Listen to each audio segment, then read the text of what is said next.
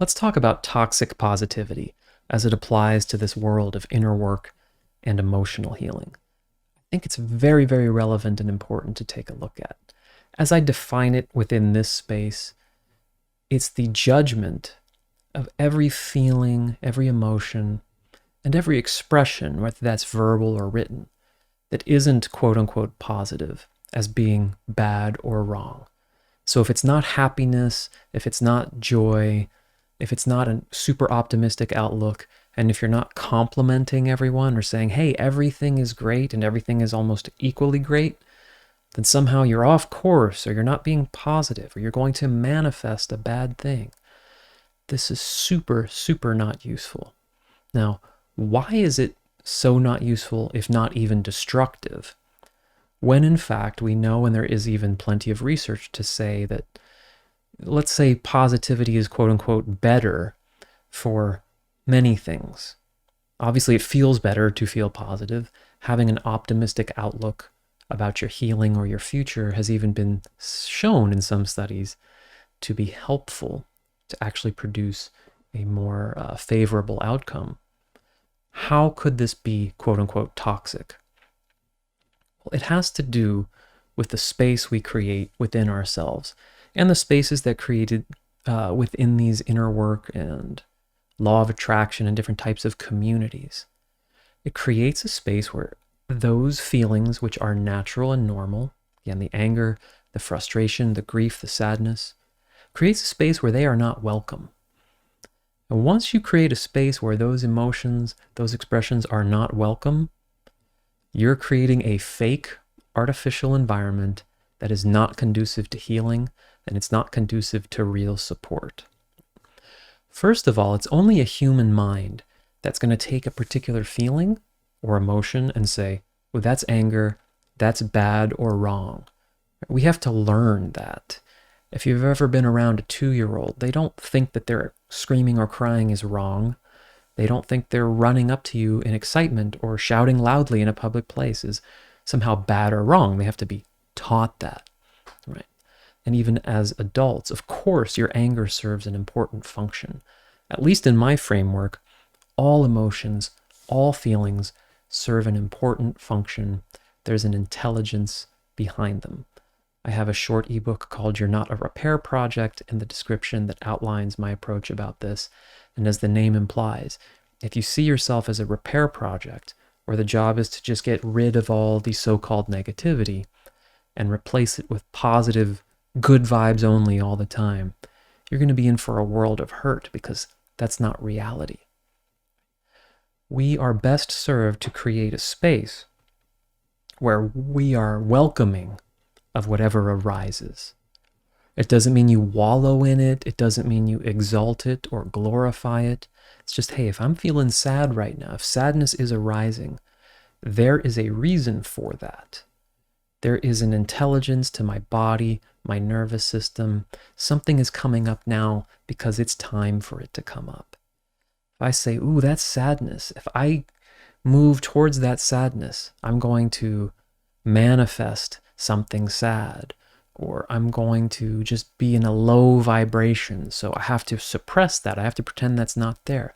I have to replace it with another thought.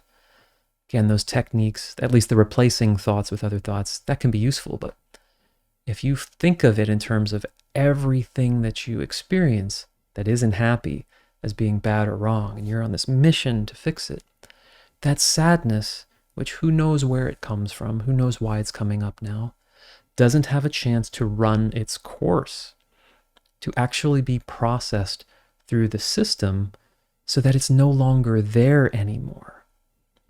Otherwise, if you're in this fake positivity all the time and sadness comes up, grief comes up, and we just say, well, that's a low vibration. I gotta meditate or do something to ignore that, get in a high vibration. You're going to have to do that endlessly because the actual sadness, the actual feeling will not have a chance to be processed.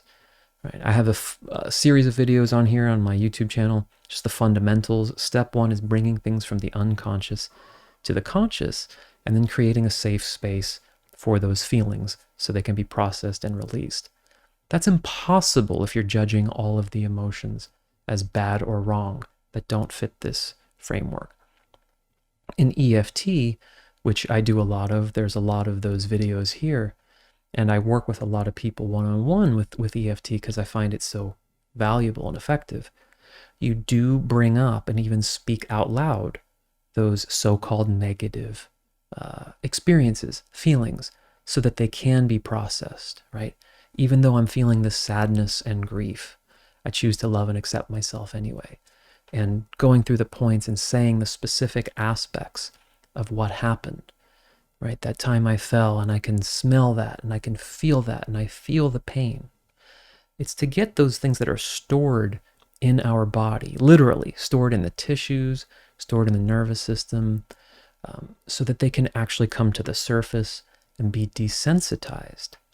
That is a real process. It's a real thing. It's not woo-woo. It's not purely mystical. It's like there is a real process to healing emotionally.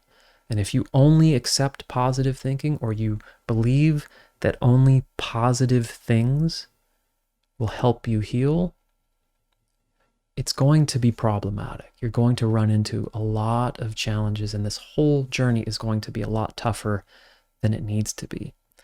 The other element of this is toxic positivity within the communities. And this is a big one, right? Online groups, forums. I have my own opinions about them in general for the most part, which I might talk about. They can be good, but you have to be careful. Toxic positivity is rampant in a lot of these. Right? It's like, because the spirit of something is generally positive, right? We're all here trying to get better. We're all here working on ourselves in some way. It doesn't mean that all of the comments, all of the feedback has to be so-called positive, right? That is not useful. If someone is angry and upset about something, if they feel like, oh, I can't speak that way, I have to put it in spiritual language, you don't get to be honest. You don't get to work with the real stuff that's coming up.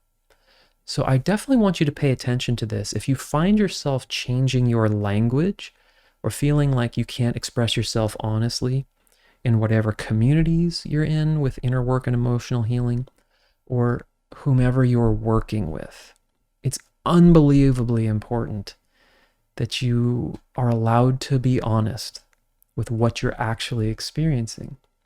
How else can we work with each other? How else can we, even within ourselves, let these feelings resolve? How else can we possibly grow if the whole thing is based on a lie or a highly edited version of what we're actually feeling? If you're twisting every word, so it's like, hey, I know everything's great, and I know reality is perfect, and I know everything is beautiful, but you know what? I kind of feel this pain and sadness. And then everyone's jumping in. No, you have to think positive. You have to bring only positive emotions and elevated emotions. Otherwise, this is all going to collapse, and we're all going to, like, whatever, right? It's nonsense, and it's destructive. It really is toxic. Also, if you can't give feedback. Right? I didn't shave. If you can't leave a comment saying, like, hey, I don't think that looks good. No, only good vibes in my videos, only positive comments. You will see that a lot. Like, hey, aren't we all supposed to be positive here? Isn't this a channel about positivity and working on ourselves? Someone leaves a comment saying, like, hey, I think the new style of video is not really working for me. People are jumping in, hey, you're not supposed to say that. This is a positive space. That means it's a dishonest space, right? Of course, you don't need to be flinging around insults, but in a community, in an environment where the spirit is working on ourselves and emotional healing, to me, honesty and safety are the most important things, which means safe to express what you are actually feeling and thinking, and knowing that the positivity police, I kind of like that term, the positivity police is not going to gang up on you and make you feel bad or wrong. Again, there's so much of that, and it can be a little bit subtle. So what to do if you find yourself in that situation?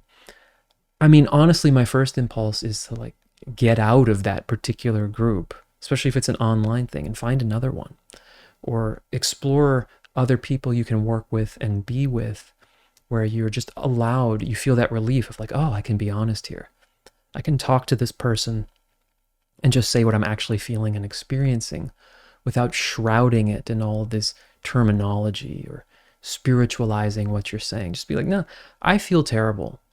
I feel bad that this person left me, or I feel bad that I asked this person out and they said no, and I've been dwelling on it for weeks, and I need to explore the sadness here and not just be told, hey, there's other fish in the sea, or just visualize my next thing going great, right? It's not sufficient, and it's not actually going to process anything.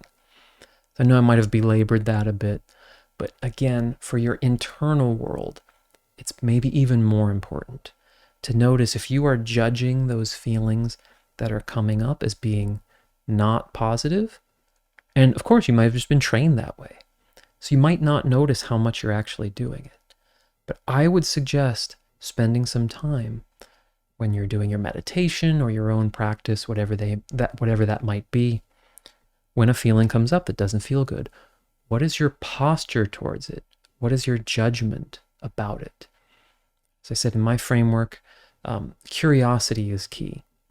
Are you curious about the sadness, or are you labeling it sadness and saying it's not positive, so I need to move away from it? So I'd love to hear your thoughts about this. I'd love to hear your experiences about these sort of toxic positivity you might have experienced in your communities or places you've explored or tried to explore this work.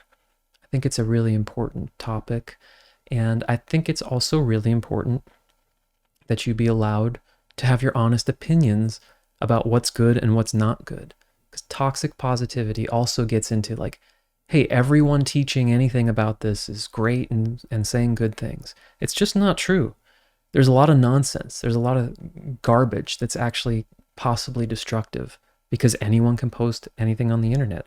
I'm doing it, right? If you think something I'm saying is toxic or destructive to you, I'd kind of want to hear that and explore that. And then I don't have to necessarily believe it. I might disagree, but I would rather hear that than just be like, hey, good vibes only, right? Not everything is equal. That bass behind me, I don't play it as well as Chuck Rainey. I wish I did. But there's differences in quality. There's differences in level. And so it's not just being negative to acknowledge that. It just is what it is. So let me know your thoughts, and I look forward to talking to you next time. Thanks so much.